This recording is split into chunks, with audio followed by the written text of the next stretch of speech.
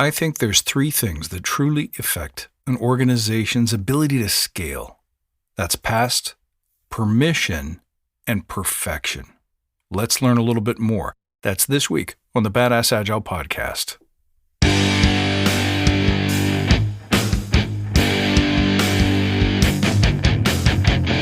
Greetings, team.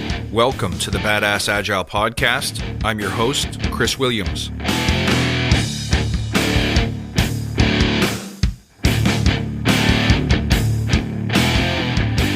Welcome back, friends. Great to see you.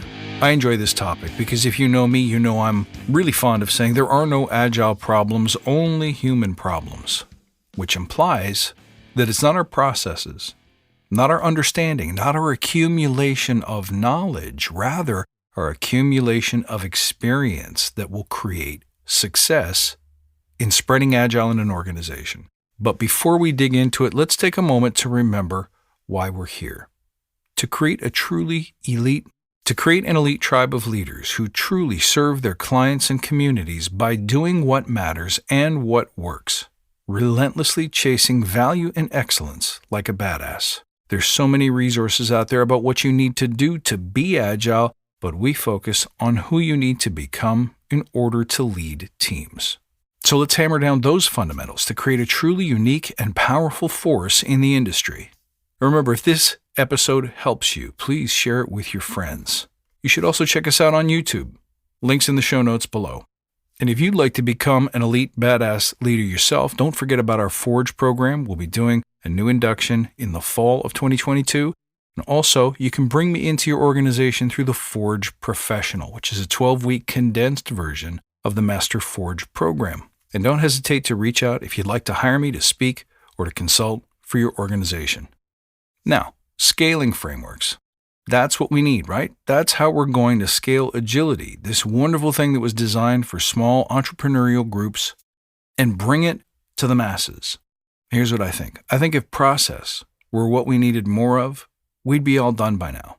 In fact, if it was nothing but process that we needed to teach, then frameworks would be getting smaller and less complex over time, not more complex. As scaling frameworks or frameworks of any kind grow, they seek to include and prescribe for an increasing number of situations, complexities, and differences. And that's why they get so big. That's why you need 14 different 5-day courses just to get your head around it. But this is the truth. You have never had a problem in your Agile team room that didn't boil down to some kind of human problem. It could have been a person's difficulty with change. It could have been a person's attachment to a certain way or to a certain outcome. It could have been a person's discomfort with releasing their work into the world because they're not 100% sure that it's ready yet. These are the 3 Ps that stand in the way of any agile enterprise. Let's walk through them. When dealing with humans, especially at scale, especially in large organizations, and this is my obsession, I love the problem of high performance at scale. You're going to see a high degree of attachment to our past. This is not a fault of Agile. This is not a fault of large organizations. This is not a fault of an individual person. This is something that we all struggle with. We all like things to be the same way they were yesterday. We love consistency. We love certainty. We love predictability. But that attachment to the past will keep us from doing what? Growing, stretching, trying new things. And aren't those things essential to coming into a team room and shaking up the way we deliver stuff? If you're attached to the certainty of old things, whether that's your documentation, whether that's your antique project plan, maybe it's your command and control hierarchy, if you're stuck on any of those things and you need them in order to function, if you insist on them in order to proceed, you're going to have blockers. And those blockers are going to be very sticky, and it'll be really tough to get traction and drive out of that rut. To make matters worse, you can't solve this problem with logic or reason. You can't pie chart or script your way into getting people more comfortable with a different future. Now, there will be certain aha moments that you can drop on them, like this. You can say, if the way that we've always done things was getting the results that we really wanted, I wouldn't be here today, nor would you. We wouldn't be sitting in an Agile team room. We are trying to meet the future where it is. We're trying to grow and evolve our practice. You can give lots of examples about extinction versus evolution. You can show shiny examples of companies that thrived where others completely failed or vanished because they refused to change. But here's the thing. The best way to make people comfortable with change is to get them into the water and show them that nothing bad happens. If you know me well or you've been through the Forge, you know I believe in something called value matching, which means your values have to come first. If I can find a way to make your values and my values match, we have a shot of collaborating and working together. So there's no harm in asking a person what's important to them. What do they value? You might find out that they really value certainty and safety. That would be no surprise for someone who's struggling with letting go of the old ways of doing things. And if that's what you discover, you could say, great, me too. I like things to be certain and safe. And here you can offer some ideas, like, if I could find a way to do things completely differently, lose the business requirements document, drop the 150 signatures, and still ensure that nobody loses their job, that nobody suffers damage to their reputation, would you be interested in hearing about it? That's really hard for someone to say no to. Think about someone saying, no, I don't want to hear about it. And then it's on you to create an iterative process in which we take small, comfortable risks, in which nobody signs off on anything except a product owner. And even if we get it wrong and we fail, there are no bad consequences because we've been iterative. All we've lost is a week or two. Your best bet here is not to try to smooth talk, persuade, or lawyer your way to getting people to be more comfortable with letting go of the past and doing things in a new, exciting, and scary way. It is rather to say, grab my hand. If anything goes wrong, I've got you covered. If anything goes wrong, tell them it was my idea. And let's you and I walk through this so that you can feel the difference. If nothing happens, when we don't get the 150 signatures, then we're more likely to trust in a future model where we don't need signatures at all. This leads me to my next point, permission. Signatures are a form of permission, but it's bigger than that. A great many people, when you meet them, that struggle and resist Agile change and have the hardest time on Agile teams are those who believe that they don't have the permission to do what we're proposing. Let's push decisions down to the team. Make a decision today. Well, who says I'm allowed to do that? If we're not sure what to build, let's build what our instinct tells us is best and validate it as soon as we possibly can. Well, who says I'm allowed to do that? Let's leap.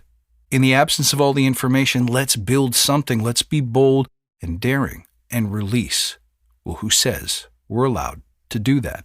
The legacy of an employee mindset that says, I trade my time for your money, leads us to believe that that transaction comes with a condition, that you get to tell me what to do. Managers and leaders can direct work, but they're not looking to gatekeep every decision you make with a rubber stamp. They want you to be autonomous ultimately. They want to be able to trust you. They want to leverage your instinct, your gut, your intuition. All the years of your learning and experience have brought you here today. I should want you to refine those instincts by trying and failing. And my commitment as a leader should be, when those failures happen, there are no negative consequences.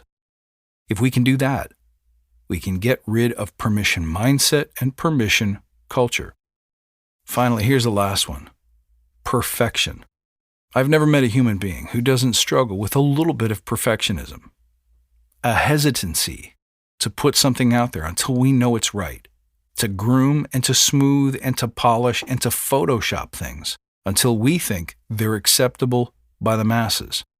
We simply don't want to be seen as creating inferior work. We don't want to be known for our incompetence, our inability. The reality is this: you are, wherever you are, in whatever journey you're going through. If you're trying to become a better speaker, you are where you are today. And even though you're improving bit by bit, nothing can change where you are in this moment. If you're trying to become more open-minded, less judgmental of new ideas, you are where you are today. If you're trying to build muscle, nothing can give you giant arms or shoulders. In this precise moment, you are where you are today. It's the arc that you're riding on that's interesting. It's the growth that you're encouraging and experiencing that puts you on the mastery path. But if you're expecting to get to mastery before you show your works to the world, you will never show anybody anything. And here again, the solution is what?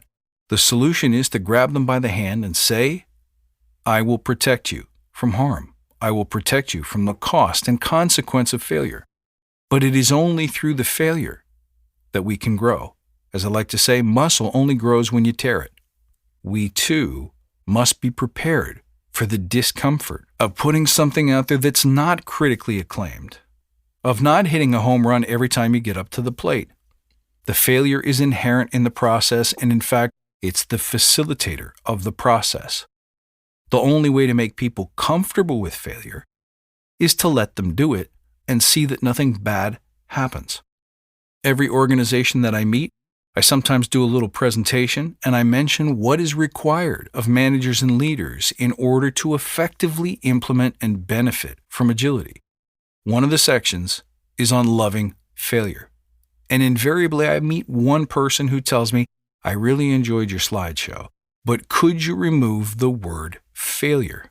Now that's a sign, that's an indicator that there's something about showing up as less than perfect that really bothers us. But if you want to get agility much less at scale, we have to find a way to help people be comfortable with it. So you see here, no amount of process can nudge you into taking risks that you're not comfortable taking. No amount of process, no description, no meeting protocols, no sequencing of events can make you let go of your belief that you aren't good enough unless somebody else permits you or authorizes you to do things or make decisions. And no template, tool, or technology will make it easier for you to part ways with the certainty and the comfort of the past. The only way to do it, and the only way to find greatness as a leader in changing legacy cultures and make scaling easier to even give it a shot in the first place, is to be that guide. Never judging, never forcing, but simply meeting people at the moment they become ready to let go of the past, to let go of permission, and to let go of perfection. And if you're worried that they won't get there fast enough, your job is to help inspire and encourage them to find that moment for their own right reasons. My friends, I hope this inspired and informed you. You can find me at badassagile.com, on Instagram and TikTok at badassagile. Don't forget to look for my YouTube. I look forward to seeing you next time, and until then, stay badass.